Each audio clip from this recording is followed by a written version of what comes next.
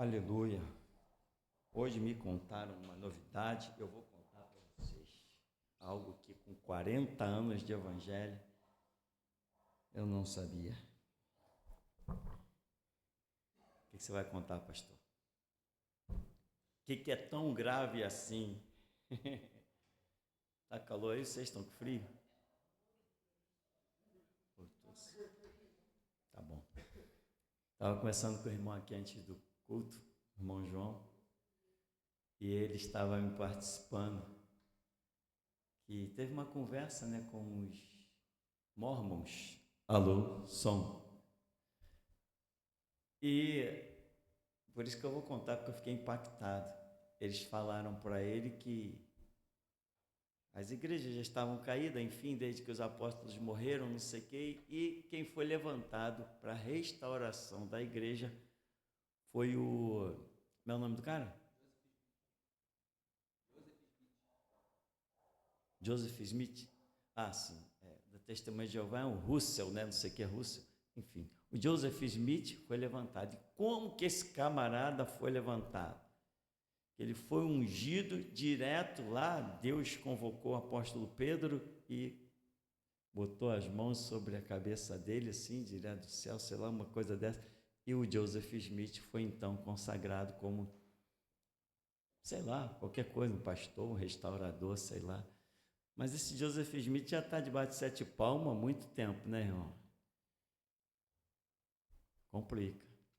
Porque o ministério da restauração, ele só acontece enquanto o restaurador está de pé.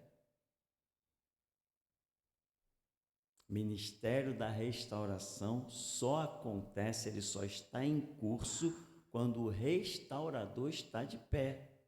Amém? Elias foi a restauração de Israel.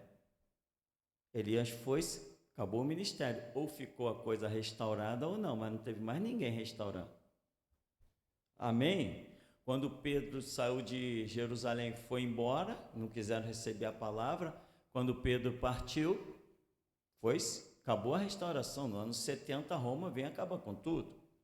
Quando João Batista morre, aquela fase da restauração que estava com ele acabou. Ela foi transferida depois. Jesus tenta restaurar, porque ele diz: eu não fui enviado senão as ovelhas perdidas da casa de Israel. Jesus tenta restaurar Israel, passa ali, Pedro tenta restaurar e depois acabou. Quando Paulo diz assim: eu vou a Jerusalém pregar, Jesus diz assim: não. Acabou a oportunidade deles. eu vou te enviar para os gentios. Amém, irmãos? Quando Paulo, os profetas vêm dizendo, não vá a Jerusalém, pegou o cinto dele, vamos fazer assim com esse homem, ei, vai acontecer horrores se tu for a Jerusalém. Todo mundo disse para Paulo não ir a Jerusalém. Por fim, ele insiste em ir para Jerusalém e conta lá em Atos capítulo 22, ele conta que teve um êxtase, um tipo de arrebatamento, e Jesus aparece para ele e diz, Saulo, sai de Jerusalém. Ele quer pregar para os judeus, porque ele diz, não, eu quero pregar para os meus compatriotas, eu tenho um testemunho, aquilo que nós já sabemos, mas Jesus diz, não, sai de Jerusalém. Ou seja, a oportunidade dos judeus já estava encerrada. Como um ministério para restaurar no meio deles, esquece.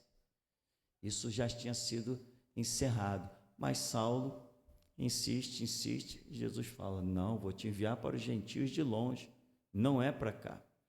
Enfim, cada um tem o seu entendimento. Então, eu fiquei assim um pouco extasiado, até conversei com o irmão, dessa ideia de que o próprio apóstolo Pedro, do céu, sei lá se veio, como é que foi a história, colocou as mãos sobre o Joseph Smith, e o Joseph Smith virou esse horror que está aí, líder da igreja dos Mormons. É só olhar para eles, irmão? Vai ver que se Joseph Smith foi um restaurador, só se foi um restaurador das obras do diabo, Por favor.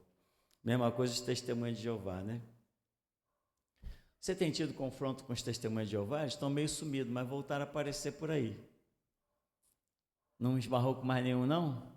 Não, irmãos? Dá até pena às vezes pegar eles.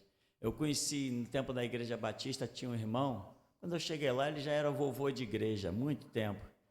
E ele dizia assim, quando os testemunhos de Jeová batem na minha porta, eu nem atendo, porque eles sabem muito de Bíblia. Eu falei, se soubessem de Bíblia, não seria testemunho de Jeová, irmãos?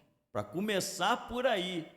Falei, não, amigo, você está enganado. Eles podem citar um versículo e outro descontextualizado, mas saber de Bíblia?